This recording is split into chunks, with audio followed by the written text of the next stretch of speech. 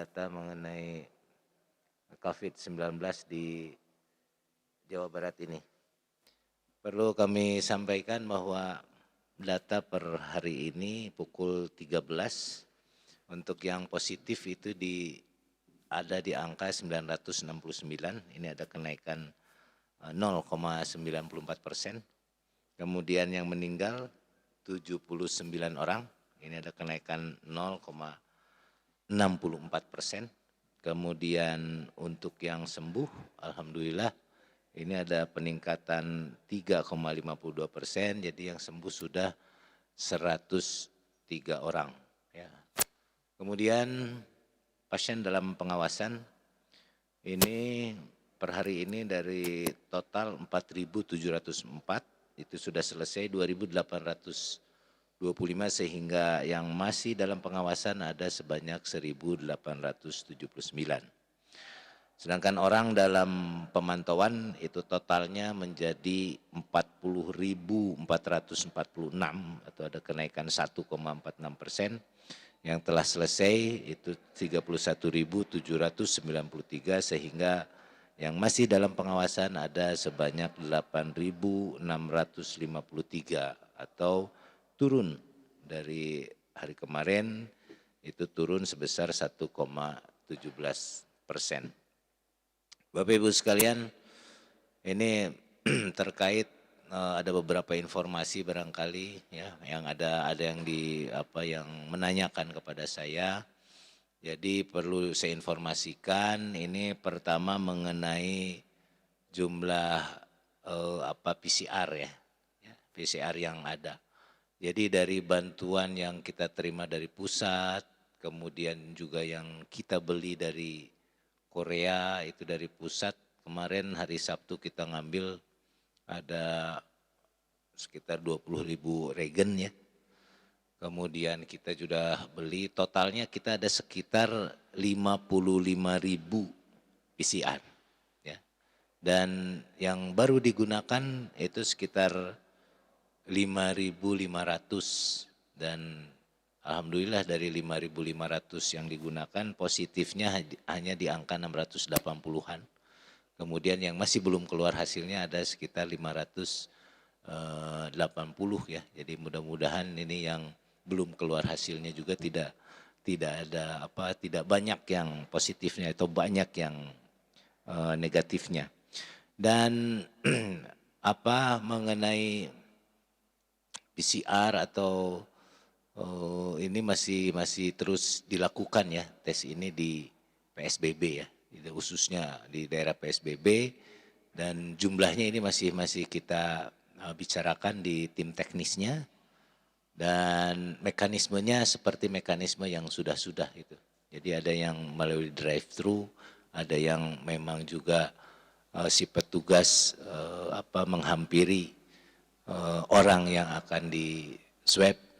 Ya, itu jadi ada beberapa mekanisme tergantung ini biasanya kebijakan di kabupaten kota masing-masing ya, disesuaikan dengan karakter kabupaten kota masing-masingnya ya. Kemudian ini mengenai PSBB. Memang ada beberapa industri yang di luar ketentuan masih jalan. Nah, untuk dimaklumi bahwa Kementerian Perindustrian itu mengeluarkan izin untuk industri-industri tertentu yang di luar dari yang dikecualikan dalam PSBB ya. Barangkali ini kebijakan dari pemerintah pusat ya.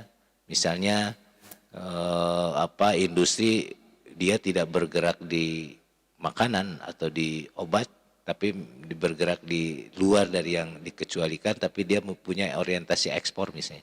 Nah, ini biasanya masih terus berjalan gitu ya. Dan saya kira yang jelas atau yang penting bahwa industri yang masih berjalan ya, artinya masih mempekerjakan para pekerjanya diharapkan untuk tetap melaksanakan protokol kesehatan, protokol di tempat bekerja. Artinya selalu pakai masker, ada protokol cuci tangan sebelum masuk ruang kerja, kemudian juga jaga jarak, ya. Nah ini harus ditetapkan. Dan satu lagi, Pak Gubernur juga meminta bahwa untuk industri-industri yang memang banyak pekerjanya diminta juga untuk melaksanakan rapid test. Sehingga para pekerja yang bekerja itu dijamin dia bebas dari COVID dan tidak akan menularkan kepada para pegawai lainnya. Nah, kemudian ada juga yang yang menyampaikan usulan 24 jam untuk PSBB, 24 jam checkpoint gitu. Memang yang diharapkan oleh Pemprov checkpoint itu bekerja 24 jam, tidak hanya di siang hari, ya. Dari hasil evaluasi contohnya di mana di PSBB di Bodebek gitu, ya. Itu pada saat checkpointnya ada, itu memang sepi jalan, tapi justru malam hari gitu, ya. Manakala checkpointnya kosong, malam hari malah jadi banyak lalu lintas. Nah ini barangkali yang tidak kita kehendaki. Jadi kalau memang 24 jam itu bisa dilaksanakan, dan tentunya juga ini perlu terkoordinasi ya oleh berbagai pihak yang memang berada di checkpoint, ya, pihak kepolisian, pihak TNI, pihak Disguhub, bisa pihak Pol PP, pihak dinas kesehatan, ini harus terkoordinasi. Dan kita juga mengingat barangkali sumber daya manusia, ya, SDM yang terbatas, ya. Dengan keterbatasan ini juga ada beberapa pintu masuk misalnya ke Kota Bandung yang jumlahnya 42, kalau tidak salah ini kan tidak tertutup semua gitu, ya. Jadi pada intinya kalau memang mampu untuk melaksanakan 24 jam, memang ini yang diharapkan gitu. 24 jam checkpoint itu bekerja. Selanjutnya mengenai bansos, ini yang paling banyak, ya, bansos yang dipertanyakan. Jadi untuk untuk kesekian kalinya sebetulnya saya menyampaikan bahwa bansos saat ini masih berjalan gitu kan. Ya, sudah berjalan. Memang belum banyak. Data terakhir yang saya terima per hari ini sudah tersalurkan dan berhasil diserahkan itu di sekitar 23.700 kakak, ya, yang menerima. Dan biasanya ada yang retur. Kalau 2 hari yang lalu angka retur itu di sekitar di 7%, ya. Ya, ada yang memang menolak atau banyak hal, ada nicknya tidak sesuai dan sebagainya. Jadi kalau dalam peraturan gubernur bahwa pendataan itu dimulai dari data DTKS, ya. Kita nggak usah lagi bicara lah data DTKS, ya. Anggap saja sudah selesai. Nah, sekarang yang sedang dibagikan, ya, bantuan gubernur itu ini sebetulnya data hasil penyisiran DTKS yang memang belum mendapatkan bantuan, ya, baik PKH maupun bantuan sembako maupun bantuan dari lain-lainnya gitu kan. Ini disisir sekarang dibagikan. Ya, jumlahnya kemarin yang sudah di SK gubernur kan itu 445 gitu, ya. Mudah-mudahan ini sudah valid juga gitu, yang 445. Jadi masalah data ini memang sangat dinamis. Dan kita berharap sebetulnya data ini datang dari RW gitu, ya, sesuai dengan alur yang kita rencanakan dari awal, ya, bahwa data ini kita harapkan dari RW berjenjang, kemudian sampai ke tingkat provinsi. Data ini diajukan oleh bupati wali kota, ya, by name by address, plus dilampiri juga dengan surat pernyataan tanggung jawab mutlak, ya. Artinya nanti Pak Gubernur mengeluarkan surat keputusan misalnya untuk Kabupaten A sebanyak sekian puluh ribu kakak by name by address, itu tanggung jawab mutlak kepala daerah, tanggung jawab mutlak bupati wali kota, ya. Nah itu cara pendataannya. Kemudian ini data non DTKS, ya. Kan seperti sudah diketahui ada sekian pintu, ya, ada 9 pintu. Ini siapa yang memilahnya? Bahwa keluarga A itu mendapatkan katakanlah PKH, keluarga B dapat sembako, keluarga C dapat dari presiden, nah ini yang memilah-milah ini siapa? Dari data yang kita minta dari kabupaten kota, itu kabupaten kota yang memilah itu, ya. Jadi dari sekian, katakanlah sekian ribu yang harus dibantu di kabupaten A, nah itu kabupaten kota yang harus memilah. Oke, dari sini sekian, dari sini sekian, oh berarti dari Pak Gubernur provinsi kami minta sekian, ya. Jadi itu cara cara untuk membedakannya gitu ya. Kemudian sampai saat ini kami belum menerima laporan ya. Ini yang sudah turun bantuan ke masyarakat itu bantuan dari mana saja. Sebab kalau dari bantuan pusat itu kebanyakan kan yang di luar Bodebek ya. Itu bantuannya berupa tunai ya. Jadi bisa langsung transfer ke bank gitu.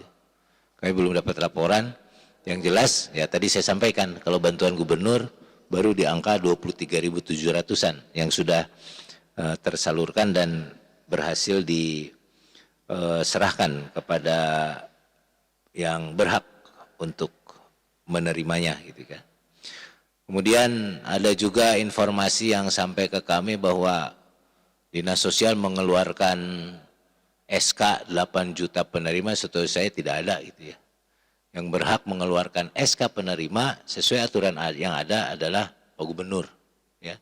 Jadi SK penerima itu ada di surat keputusan gubernur gitu ya. Selanjutnya banyak video ya viral kepala desa menolak. Saya tidak akan menanggapi hal itu. Hanya saya menengarai bahwa itu karena kurangnya informasi yang didapat oleh kepala desa, kemudian juga karena bantuan yang turun itu tidak berbarengan. Ini barangkali yang menimbulkan banyak masalah di bawah. Untuk itu kami terus berusaha ya mensosialisasikan bantuan-bantuan ini ya ke berbagai media, termasuk juga dari awal saya sudah minta bantuan ke media gitu. Jadi media harus saya pikir harus memang betul-betul mengerti mekanismenya seperti apa. Mekanisme bantuan gubernur seperti apa, bantuan presiden seperti apa, sembako dari APBN seperti apa, dari Kemensos seperti apa, dari bantuan dari Kemendes seperti apa. Nah, ini yang harus difahami gitu. Ya, jadi tidak hanya cukup paham bantuan dari Pemprov gitu. Kita pendataannya dari bawah ya. Pendataan minta dari bawah, kemudian penyalurannya kita bekerja sama dengan PT Pos, pengadaan logistiknya kita bekerja sama dengan Bulog, tidak cukup itu. Tapi semua bantuan seharusnya bisa diketahui mekanismenya seperti apa sehingga kita bisa menganalisa oh ini masalahnya di sini gitu ya. Kemudian kita juga menerima aduan ya di Pikobar. Jadi ada per hari ini atau per kemarin saya terima data sekitar ada 42.000 aduan yang masuk. Nah dari aduan-aduan itu kan aduan itu tidak hanya masalah bansos ya masalah kesehatan dan sebagainya juga ada di sana. Nah dari 42.000 itu ada 58,8% itu mengenai bansos ya. Dan dari 58 aduan mengenai bansos itu yang paling banyak tentunya ya aduan mengenai bansos provinsi, ada 70% lah aduan mengenai bansos provinsi, sisanya mengenai bansos pusat, bansos bupati wali kota dan juga aduan-aduan bansos yang lainnya ya. Dan kemudian untuk diketahui juga bahwa data ini ya dinamis gitu ya. Data ini masih dinamis Jadi mungkin nanti akan ada beberapa keputusan gubernur yang keluar, tergantung dari permohonan di kabupaten kota. Tapi kita berharap, ya tadi saya mengikuti rapat ya lewat Vikon antara Pak Sekretaris Daerah Provinsi dengan Sekretaris Daerah Kabupaten Kota. Kita berharap hari ini bisa masuk semua. Tadi masih ada 14 ya kabupaten kota yang belum lengkap, tapi mudah-mudahan siang ini sudah bisa lengkap untuk segera siang ini bisa dimasukkan gitu data yang ada ya. Jadi saya pernah menyampaikan hari minggu lalu bahwa data itu kan kita kembalikan ke kabupaten kota. Ini nih hasil cleansing dari kita. Nah sekarang ini bisa dicek lagi di kabupaten kota. Nah kita harapkan hari ini bisa masuk dan nanti angka yang disampaikan oleh kabupaten kota itu barangkali yang akan nantinya dituangkan ke dalam keputusan gubernur. Ya, angka sementara yang saya terima itu ada di sekitar 1,4 juta kepala keluarga ya, dijumlahkan dari seluruh kabupaten kota. Tapi ini masih angka sementara 1,4 juta. Nanti kita lihat di SK Gubnya berapa itu yang angka yang fixnya ya, yang akan di bansos yang akan disalurkan dari kabupaten kota. Dan mengenai anggaran ya, mengenai anggaran walaupun ini dinamis, tapi anggaran untuk kita ketahui bahwa untuk bansos ini kita sudah menganggarkan sekitar 4 triliun gitu ya untuk bansos, khusus bansos gitu. Ya. Dan angka ini tidak berubah. Anggarannya juga setelah dihitung-hitung insya Allah anggarannya ada ya, cash flow-nya juga sudah kita perhitungkan sampai dengan 4 bulan nanti sampai dengan 4 Juli ya, tidak akan insya Allah tidak akan sampai kosong lah kas daerahnya gitu ya. Kemudian Pak Gubernur pernah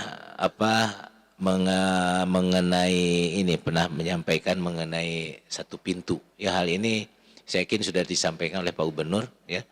Pak Gubernur pernah satu hari Senin yang lalu atau hari Jumat ya, hari Jumat yang lalu pernah dipanggil oleh Presiden. Nah saya yakin beliau menyampaikan hal ini. Namun sampai saat ini mengenai bantuan satu pintu ya, bantuan pusat kemudian provinsi satu pintu di provinsi itu yang diinginkan oleh kami, oleh Pak RK, belum ada respons ya dari pemerintah pusatnya. Dan kemudian juga mengenai transparansi. Jadi pada intinya kita ingin transparan ya tentang bansos ini. Kita sih inginnya data-data penerima bansos itu dibuka. Hanya harus diingat apakah yang penerima bansosnya menerima kalau data itu dibuka.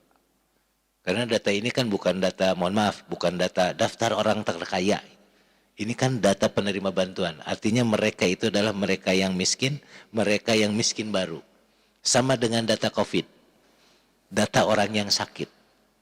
Apakah itu wajar untuk dibuka? Menurut undang-undang itu tidak boleh. Itu hanya untuk inisial. Nah, sama juga dengan data penerima bansos ini gitu. Ya. Kalau kami sih inginnya terbuka.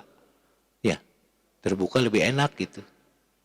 Ya, barangkali ada nama tetangga, kenapa si ini masuk padahal si ini orang kaya, itu kan enak bagi kami.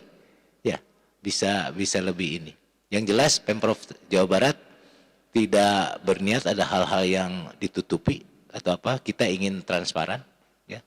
Kita ingin semuanya berjalan dengan lancar ya. Nanti kalau nih data kalau mudah-mudahan dengan kalau SK Gub sudah ada, yang sekian juta itu sudah ada datanya, mudah-mudahan ini bisa dibuka. Ya. Jadi informasi yang saya terima katanya DTKS pun itu masih ada, belum ada izin, Kemensos tidak mengeluarkan data itu, bukan termasuk data yang tidak bisa dipublikasikan. Ya menurut Kemensos seperti itu. Nah ini yang sedang kami dalami. Atau paling tidak lah nanti kami berusaha, sebetulnya kami punya ada dashboard gitu ya, dashboard misalnya jumlah jumlah bantuan yang sudah siap berapa yaitu per hari, per jam biasanya ininya, update-nya. Kemudian hari ini yang disalurkan sekian, yang berhasil diserah terimakan sekian, kemudian yang diretur berapa, itu ada dashboardnya. Tapi sementara ini dashboard ini masih terbatas. Nah mudah-mudahan nanti kalau disepakati oleh kita di tim, paling tidak dashboard ini yang bisa dibuka gitu ya. Jadi publik bisa tahu, oh bantuan gubernur hari ini sudah tersalurkan sekian ratus ribu, yang diterima sekian, yang diretur sekian. Nanti kan ketahuan. Dan perlu juga diketahui nih, ada beberapa yang retur ya. Dan di antara yang retur itu kan ada bahan-bahan yang tidak tahan lama, misalnya telur. Nah ini atas kesepakatan kita, ini kita serahkan ke panti-panti sosial ya, panti-panti sosial, panti jompo yang khususnya yang swasta gitu. Sementara itu yang kami lakukan. Ya. Kemudian saya kira itulah dari informasi yang dapat saya sampaikan. Dan ini untuk rekan-rekan wartawan juga, di samping saya ini ada Pak Dr. Dani Ramdan. Beliau adalah Ketua Divisi Kemitraan dan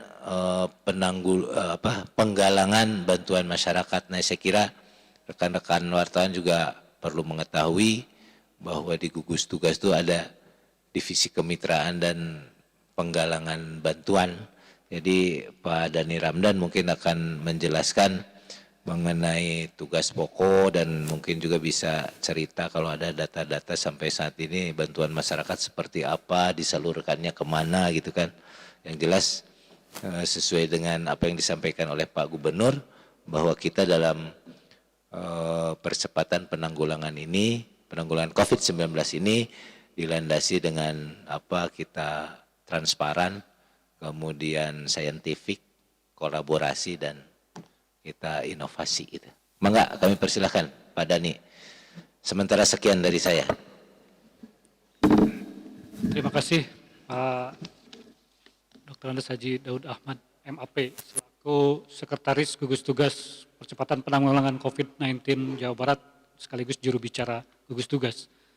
Sebagaimana tadi disampaikan, saya Dani Ramdan menjadi Kepala Divisi Kemitraan dan Penggalangan Bantuan Masyarakat. Jadi akan menyampaikan mengenai kegiatan di divisi ini. Kemudian juga ada arahan dari Humas, karena saya juga sehari-hari adalah sebagai Kepala Biro Pemerintahan dan Kerjasama, menyampaikan sedikit informasi mengenai pilkada. Dana dan penundaan kegiatan pilkada serentak. Pertama mengenai divisi kemitraan dan penggalangan bantuan masyarakat, rasanya kita memang perlu berbicara sisi lain dari pandemi COVID ini. Jika selama ini kita terfokus dan terkuras energi kita pada aspek-aspek penanggulangan dampak kesehatan, darurat kesehatan, demikian banyaknya pasien positif, demikian banyaknya orang yang terinfeksi dan dalam pengawasan, sehingga kita hiruk pikuk semua bagaimana tenaga kesehatan juga berjibaku di garis terdepan. Kemudian saat ini masuk ke darurat ekonomi, juga pemberitaan dan energi kita terkuras pada aspek-aspek bagaimana masyarakat yang paling membutuhkan, paling rentan dampak ekonominya ini juga mempermasalahkan persoalan-persoalan bantuan pemerintah atau bantuan sosial. Nah sisi lain itu adalah bahwa di balik itu juga pandemi COVID ini juga muncul, membuka ruang, membuka peluang bagi masyarakat, dunia usaha, organisasi untuk berkontribusi secara positif, turut membantu bersama. Karena apa? Karena penanggulangan COVID ini adalah menjadi pekerjaan kita semua, bukan hanya pemerintah, tapi hampir seluruh aspek masyarakat. Melalui divisi kemitraan dan penggalangan bantuan masyarakat ini, kami membuka ruang bagi masyarakat, termasuk di dalamnya itu adalah dunia usaha, perguruan tinggi, BUMN, organisasi-organisasi masyarakat, juga yayasan-yayasan dan sebagainya. Bahkan juga pemerintah-pemerintah sahabat kita dari luar negeri sister province kita dan juga NGO, non-government organization dari luar negeri. Jadi dengan demikian divisi ini mempunyai dua ruang kerja, dua tugas. Tugas yang pertama memfasilitasi masyarakat untuk bisa berkontribusi secara positif. Yang kedua adalah tentu karena kemampuan pemerintah pun ada batasnya, terbatas di situ, maka hal-hal yang memang bisa ditunjang dari bantuan dunia usaha dan juga organisasi-organisasi tersebut ini bisa dipenuhi dari sana. Sampai saat ini sejak kami bekerja di gugus tugas, sudah ada 68 perusahaan yang dihubungi secara proaktif dari sisi kami, dan sudah 60 yang sudah merespon dan bahkan memberikan bantuannya. Hampir semua BUMN yang ada di Jawa Barat sudah berkontribusi, kebanyakan dalam bentuk APD, masker, sanitizer, dan seterusnya. Ada juga dalam bentuk bahan-bahan makanan, natura. BUMD tentu saja sudah paling dulu. Kemudian juga perusahaan-perusahaan besar, perusahaan asing yang ada di Indonesia, contoh saja Hyundai, Star Energy, Bintang 7, Adetex, Victoria, Taspen. Baru saja tadi pagi kami menerima bantuan juga dari PT Agro Manunggal, dari China Railway yang mengerjakan kereta cepat, dari Danone, dan seterusnya, IKEA juga. Itu beberapa perusahaan asing yang sudah memberikan bantuan dalam jumlah yang cukup bermakna. Kemudian dari negara sahabat, khususnya sister province Jawa Barat, kita sudah mendapatkan atensi dari Sichuan, Guangxi, itu yang di Cina, Chongqing, itu sister province kita di China.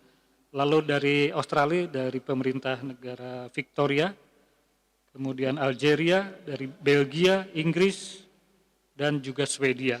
Adapun untuk NGO, kita sudah mendapat bantuan dari British Chamber of Commerce atau Kadinnya Inggris, Behavior Insight Team, Save the Children, dan baru saja kemarin Pak Gubernur berfitcon dengan Country Manager UNDP, dan sangat tertarik dengan apa yang sudah dilakukan Jawa Barat dan juga berkomitmen untuk mendukung Jawa Barat dalam penanggulangan COVID-19. Dan terakhir adalah dari organisasi masyarakat, ormas baik keagamaan maupun ormas umum, itu sudah 28 organisasi yang sudah memberikan dukungannya bagi penanggulangan COVID di Jawa Barat. Lalu kemana penyalurannya? Nah, ini penyalurannya untuk alat-alat kesehatan, APD, masker, sanitizer, juga sebenarnya ada juga yang membantu ventilator. Kita sudah mendapat 6 unit ventilator selama ini dari perusahaan-perusahaan itu. Kemudian juga rapid test yang paling besar tentu sudah banyak diberitakan, itu dari Yayasan Buddha Suci, hampir 100.000 unit. Dan itu semua kita salurkan ke fasilitas-fasilitas pelayanan kesehatan, mulai dari 120 rumah sakit rujukan yang telah ditetapkan oleh pemerintah. Kita dukung APD-nya selain dari pengadaan APBD provinsi sendiri, kemudian bantuan dari pusat, baik melalui Kemenkes maupun BNPB, kita lengkapi dari bantuan-bantuan masyarakat ini dan swasta. Kemudian rumah sakit daerah yang bukan rumah sakit swasta yang bukan rujukan tapi merawat pasien COVID, ini juga kita dukung, sampai ke puskesmas, dinkes kabupaten kota kita dukung. Adapun untuk bantuan-bantuan yang berbentuk natura, apa itu bahan pokok, itu kita salurkan melalui PKK, karena PKK sekarang ditugasi Pak Gubernur untuk membuka dapur umum di setiap desa, kelurahan, dan minimal di tingkat kecamatan. Nah, ini kita drop ke sana untuk menggerakkan dapur umum, ada beras, ada minyak, dan bahan-bahan pokok lainnya, terigu, dan seterusnya. Juga ke kader-kader Posyandu, karena Posyandu juga harus terus berjalan meskipun kondisi COVID. Itu beberapa poin dari kemitraan, jadi kami sangat bersyukur bahwa dalam kondisi seperti ini, perusahaan memang banyak yang turun omsetnya, masyarakat juga banyak repot, tapi di sisi lain ternyata ini animo mereka untuk memberikan dukungan, bantuan kami dalam seminggu itu rata-rata 5 sampai 10 organisasi yang memberikan bantuannya. Ini menunjukkan bahwa kita masih tetap optimis soliditas sosial di antara masyarakat Jawa Barat ini masih tetap tinggi. Yang kedua, mohon izin menyampaikan perkembangan mengenai kebijakan pelaksanaan pilkada serentak, bahwa sesuai dengan keputusan KPU nomor 179 tahun 2020 tanggal 21 Maret dan surat edarannya nomor 8 tahun 2020 juga pada tanggal yang sama. Terus aja terus. Oh, lanjut, Bang. Itu telah ditetapkan adanya penundaan tahapan pemilihan gubernur dan wakil gubernur serta bupati dan wakil bupati ataupun wali kota dan wakil kota untuk tahun 2020 itu selama 3 bulan. Ya, jadi yang rencana pemilihannya sendiri akan dilaksanakan bulan September, itu akan rencananya bulan Desember tahun 2020. Tentu hal ini pun dengan memperhatikan perkembangan lebih lanjut. Oleh karena itu kegiatan-kegiatan yang seharusnya mulai dilaksanakan bulan Maret sampai April ini, itu 4 tahap, 4 kegiatan. Pertama, pelaksanaan tahapan pelantikan dan masa kerja PPS, verifikasi syarat dukungan calon persorangan, pembentukan PDP dan coklit atau pencocokan dan penelitian, serta pemutahiran penyusunan daftar pemilih ini ditunda. Meskipun demikian, memang ada 5 kabupaten di Jawa Barat, untuk Jawa Barat, ada yang sudah keburu melakukan pelantikan PPS sebelum, karena suratnya itu diterima tengah malam, tanggal 22 Maret, ini yaitu di 5 kabupaten, sedangkan 4 kabupatennya belum melaksanakan pelantikan, jadi ditunda. Kemudian juga untuk verifikasi terhadap calon persorangan, kalau untuk verifikasi administratif masih bisa tetap dilakukan, tapi untuk verifikasi lapangannya ataupun fisik, ini yang ditunda seluruhnya, verifikasi faktualnya. Lalu juga pembentukan petugas pemutahiran data pemilih PPDP dan pemutahiran penyusunan daftar pemilih memang hampir semua ditunda. Demikian. Adapun untuk pendanaan, sudah ada surat Menteri Dalam Negeri tanggal 21 April bahwa bagi kabupaten kota yang sudah menyalurkan ataupun mencairkan dana hibah terhadap KPU dan sudah digunakan untuk pembayaran sebelum surat penundaan ini ataupun untuk uang muka, itu tetap dilaksanakan dan dipertanggungjawabkan. Namun kalau masih ada sisa, maka tetap tidak bisa dibelanjakan, nanti tetap disimpan di rekening KPU-nya, rekening penyelenggara.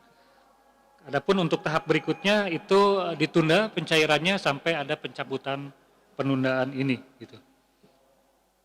Demikian juga yang kalau ada kekurangan dari pencairan itu juga semuanya ditunda sampai penundaan ini. Jadi praktis semua kegiatan kecuali tadi verifikasi administrasi dan seterusnya ini ditunda, dan pemilihan pun targetnya dimundurkan 3 bulan sampai ke posisi Desember. Saya kira itu informasi bisa kami sampaikan. Terima kasih. Baik, terima kasih. Itu tadi beberapa hal yang disampaikan oleh Pak Dr. Dhani Ramdan sebagai Ketua Divisi Kemitraan dan Penggalangan Bantuan dari Masyarakat, sekaligus juga sebagai Kepala Biro Pemerintahan dan Kerjasama tadi menjawab pilkada. Itu saja barangkali informasi untuk sore ini. Terima kasih atas perhatiannya. Jangan lupa selalu menjaga jarak, selalu pakai masker, sering-sering cuci tangan pakai sabun di air mengalir, dan tinggallah sebanyak mungkin di rumah supaya upaya percepatan penanggulangan COVID-19 ini bisa segera berakhir. Terima kasih. Billahi taufiq wal hidayah. Assalamualaikum warahmatullahi wabarakatuh. Rondan. Ya. Nah, keadaan itu poho deui.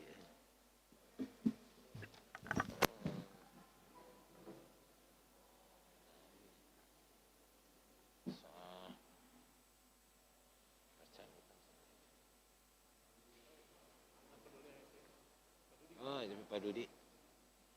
Ini Bang, paseknya yang misalkan, ada di banget tuh bisa.